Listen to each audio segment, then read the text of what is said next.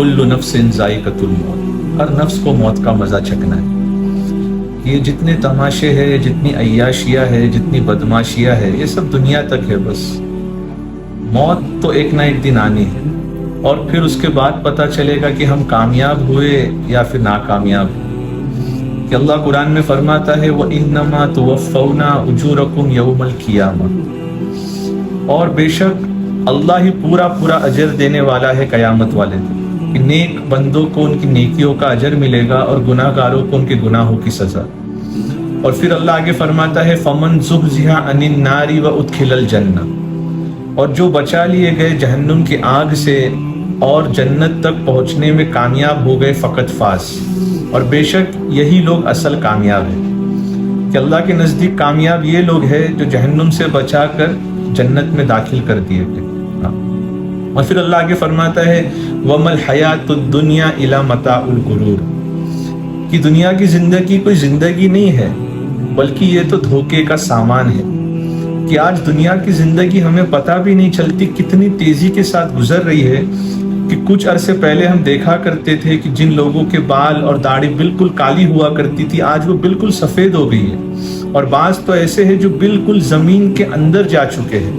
بس یہ کچھ عرصے کی بات ہے کہ ہمارے ساتھ بھی یہی ہونا ہے۔ تو واقعی میں یہ دنیا جو ہے یہ بہت بڑا دھوکہ ہے، کہ وقت تو تیزی کے ساتھ گزر رہا ہے، پلک جھپکتے وقت گزر رہا ہے اور اپنا کام کر رہا ہے، اور ہم نادان یہ سمجھتے ہیں کہ ابھی تو بہت وقت باقی ہے کہ میں کچھ بن جاؤں، کچھ حاصل کر لوں، پھر تو نماز ہی پڑھنی ہے، پھر تو داڑھی ہی رکھنی ہے، کہ میرے سارے مسئلے حل ہو جائے، پھر تو دین کو سیکھنا ہی ہے، دین کی محنت ہی کرنی ہے، بچوں کو سیٹل کر دوں، ان کی شادی کر دوں، پھر تو مسجد میں ہی جا کے بیٹھنا ہے کہ میں پورا وقت مسجد میں جا کے بیٹھا رہوں گا۔ تو دوستو یہ بہت بڑا دھوکہ ہے۔ تو جتنے بھی ہمارے ینگسٹرز ہیں، ٹینیجرز ہیں، ان کے لیے خاص طور پہ کہ ہم اپنا گولڈن پیریڈ اپنے اللہ کو دینے والے بن جائیں۔ کہ لن تنالوا البر حتى تنفقوا مما تحبون، کہ تم نیکی کے اعلیٰ درجے تک اس وقت تک نہیں پہنچ سکتے جب تک تم اپنی سب سے پسندیدہ چیز اللہ کو نہ دے دو۔ اور ہماری سب سے زیادہ پسندیدہ چیز کیا ہے؟ وہ انسان کی جوانی ہے، وہ ہماری جوانی ہے۔ اللہ ہمارے قصوروں کو معاف کرے کہ آج ہم نے اپنی جوانی دنیا کمانے میں لگا دی، ڈالر اور دینار کمانے میں لگا دی، سوشل میڈیا پہ شہرت کمانے میں لگا دی، اور پھر اللہ تب یاد آتا ہے جب اللہ کو دینے کے لیے ہمارے پاس کچھ باقی نہیں بچتا۔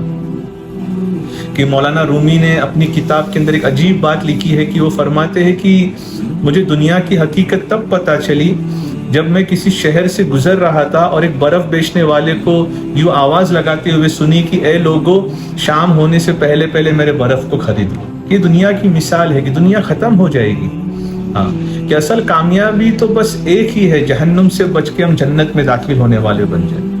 اور گویا ہم اگر کسی اور چیز کو کامیابی سمجھتے ہیں تو ہم گویا کہ اس آیت کا انکار کرتے جو میں نے شروعات میں فرمائی تھی فَمَنْ زُحْزِحَ عَنِ النَّارِ وَأُدْخِلَ الْجَنَّةَ فَقَدْ فَازَ۔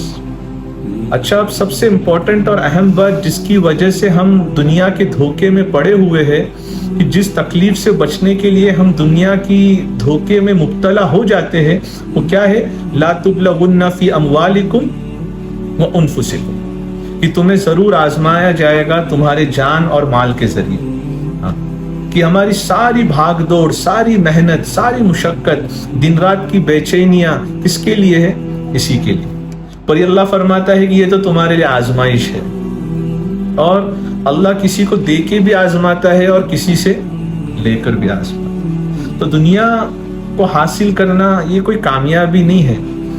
کہ سہل بن سعد رضی اللہ تعالیٰ عنہ کی روایت ہے کہ اللہ کے نبی صلی اللہ علیہ وسلم فرماتے ہیں کہ اللہ کے نزدیک دنیا کی قیمت مچھر کے پر کے برابر بھی نہیں ہے۔ یہ ترمذی کی حدیث ہے۔ تو ہم اپنے رخ کو پہچانے، اپنے رخ کو صحیح کریں، اور دنیا کی کامیابی اصل کامیابی نہیں ہے، اس چیز کو ہم سمجھنے والے بن جائیں۔